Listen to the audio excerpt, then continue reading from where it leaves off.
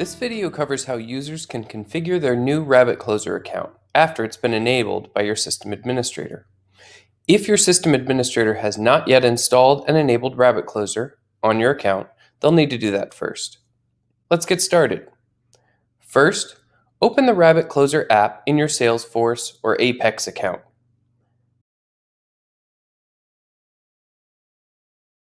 Configure your dashboard by selecting RabbitCloser Lead View from the drop-down.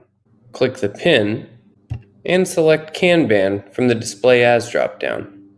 Now we'll select the phone number that will be used for sending and receiving texts in your RabbitCloser account. Click Settings, then Text. Click Receive Personal Number, then select the state your agency is located in and your preferred area code for your phone number. If you select an area code with no available numbers, you'll see an alert. Simply choose another area code.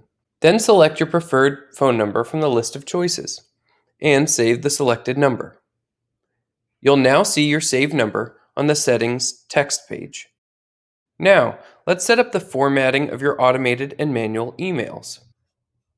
Click Settings, then Email. Select a logo for your email headers from the drop-down, and select a logo for your email signature. Select a color for your email header background, then click Done. Enter your agency's social media links, if you have any, and they'll be added to your email signature, or leave them blank and they won't be.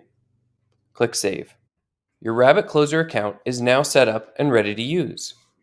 When looking at the lead details page of a lead, you'll be able to assign the lead to someone in your agency, change the flag color, turn off automated texts, emails, and stage moves, all in the RabbitCloser section. And on the right side of your screen, you'll be able to see all outgoing and incoming texts, including the automated ones, and send your own manual texts. You'll be able to see all outgoing and incoming emails, including automated ones, and send manual emails.